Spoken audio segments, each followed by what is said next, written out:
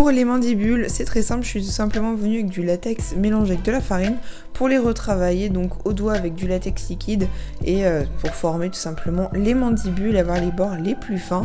Et les petits bouts des mandibules ainsi que les yeux ont été faits avec du polymorphe. Donc c'est tout simplement un plastique qui se ramollit à l'eau, dans de l'eau chaude et qu'on peut modeler un petit peu comme on veut. Et voilà, c'est parti mon kiki! Donc je commence par cacher mes sourcils et c'était pas une masse à faire. Donc pour savoir comment j'ai fait, enfin le tuto que j'ai suivi, je vous mettrai le lien dans la barre d'infos. Donc ça se fait tout simplement avec de la colle UU et de la cire à cicatrice. Et ensuite il y a une petite méthode de chauffe pour bien faire fondre tout ça et bien cacher. Mais je vous mettrai la vidéo dans la barre d'infos si ça vous intéresse.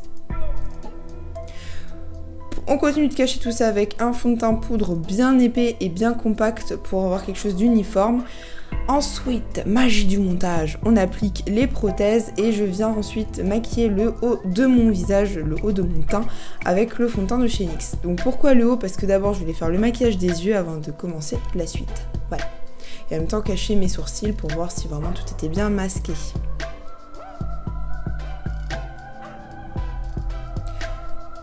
Donc j'ai utilisé les fards Vivid Bright qui sont juste trop bons, donc vous avez les références dans la barre d'infos. Donc d'abord c'est le rouge, le Red Bloom si je dis pas de bêtises, que j'ai appliqué avec un petit scotch donc en coin externe. Donc il n'y a pas besoin de base, hein, ils sont juste ultra épais et ils tiennent du feu de Dieu. Et ensuite c'est le orange néon que j'ai appliqué de l'autre côté de mon œil. Donc je les ai travaillés avec des petits pinceaux et ensuite je suis venue avec un pinceau estompeur pour essayer d'estomper un petit peu tout ça et avoir quelque chose un petit peu plus fondu. J'ai ensuite sorti la palette Ultimate Shadow avec la teinte rouge qui est juste canon, et alors elle rend pas du tout justice mais c'est vraiment un joli rouge pailleté, et je suis passée du coup sur mes deux couleurs et j'ai ensuite travaillé du coup l'estompage au niveau du creux de paupière. Avec un fard noir, j'ai ajouté plus d'intensité au coin externe de mon œil et ensuite j'ai retravaillé le fondu pour avoir quelque chose de net, éviter les petits stries. Place à l'eyeliner avec le liquide liner mat qui est mon eyeliner préféré, et toujours grâce au scotch ça permet d'avoir un trait juste parfait et avoir vraiment un maquillage bien défini. Et là je pète un plomb parce que oui, quand on maquille en musique, voilà. Si vous avez capté la musique, dites-le moi. En plus j'ai fait le petit signe et tout. Le teint est terminé, c'est la magie du montage. Avec le fard gras blanc SFX, je suis venue ajouter de la lumière. Donc j'ai simplement mélangé un petit peu d'SFX et un petit peu de fond de teint pour avoir quelque chose de pas trop blanc, pour avoir un côté très lumineux sur mon teint qui est déjà très pâle. Donc sur le dessous de l'œil, l'arc de Cupidon, l'arête du nez, le front et le menton, pour avoir vraiment quelque chose de lumineux au niveau du teint. Et ces fards gras sont vraiment pratiques à travailler. Pour le ras de cils, j'ai tout simplement repris le rouge de la palette Ultimate et repris mon pinceau estompeur avec du noir pour avoir un joli petit fumé en ras de cils inférieur.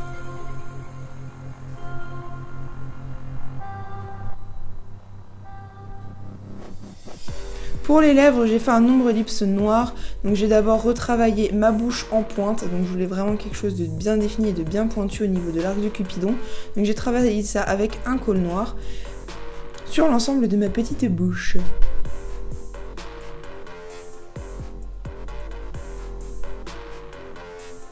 Donc je t'ai fait un joli zoom et tout. Puis je suis venue un petit peu crayonner l'intérieur pour ne pas faire un contour des lèvres, on veut vraiment un ombre lips.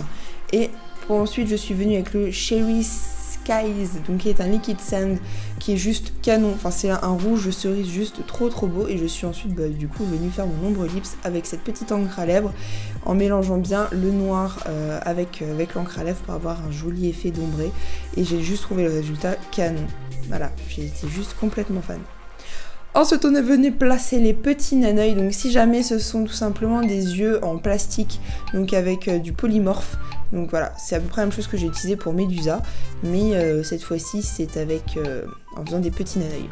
Avec le fard gras noir, je suis venue tout simplement faire mon contouring, donc vraiment travailler en exagérant à mort la mâchoire, la tempe, pour avoir quelque chose de bien défini et vraiment de très exagéré, et j'ai ensuite estompé au doigt. Vous allez voir, je suis revenue pas mal de fois à cette étape-là pour ajouter du blanc, ajouter du noir, vraiment retravailler tout ça. Ensuite, sur l'arête du nez, je suis venue un petit peu retravailler mon nez, vraiment pour avoir un nez un petit peu, enfin vraiment très très marqué pour le coup. Je voulais vraiment qu'on voie mon nez au milieu de ces petits naneuils. Et j'ai ensuite tout retravaillé avec un petit pinceau.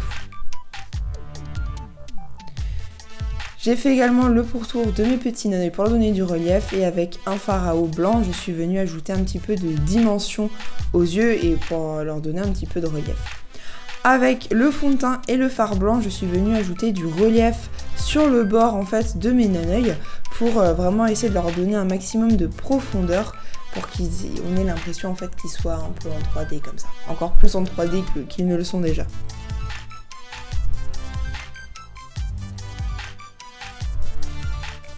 Avec un fard à paupières noir, je suis venue en fait retravailler ma mâchoire, ma tempe, je cherche mes mots, la tempe, bref, tout le contouring, je suis venue tout retravailler pour avoir quelque chose de bien défini. Et ensuite, je suis revenue avec mon mélange de blanc et de fond de teint pour vraiment retravailler les zones de lumière de mon teint pour avoir vraiment quelque chose de bien défini et de bien contrasté. Donc après là, j'y suis allée vraiment par étapes à chaque fois. Donc du noir, un peu de fond de teint, du blanc et en fait ainsi de suite pour avoir le résultat que je voulais. Sans oublier le nez et également juste au-dessous de ce petit nez, des deux petits yeux pour ajouter un petit peu plus de profondeur à mon regard et vu que je n'ai pas de sourcils, juste ajouter un petit peu de profondeur au coin interne de mon œil.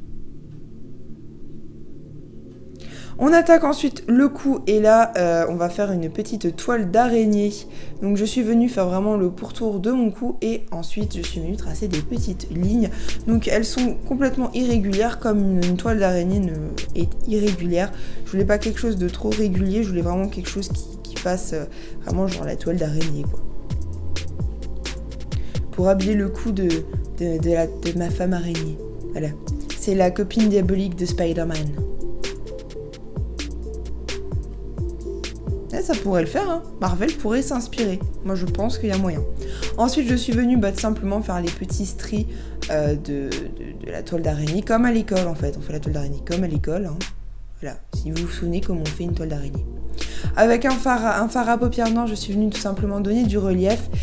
Donc sur les côtés vraiment en rabattant le noir pour donner de la profondeur.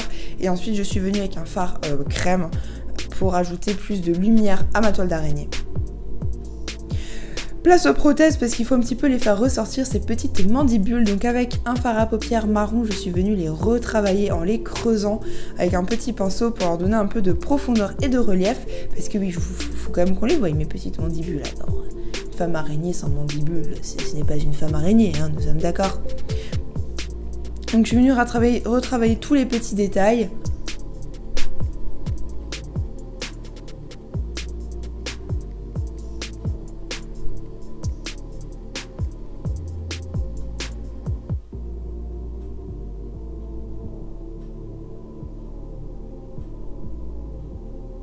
Et pour finir le maquillage, j'ai tout simplement redéfini un petit peu ma bouche avec de l'eyeliner et replacé de l'eyeliner noir sur mes mandibules et ensuite sur mes petits naneuils pour avoir quelque chose qui ressorte un petit peu mieux. Pour ajouter plus de contraste, je suis venue avec un fard à eau blanc et je suis venue ensuite dessiner sur le pourtour pour ajouter une petite arabesque au bas de ma mâchoire et je voulais un petit peu plus de relief à ce niveau-là pour ajouter un petit peu plus de profondeur et ajouter un peu plus de fantaisie au maquillage.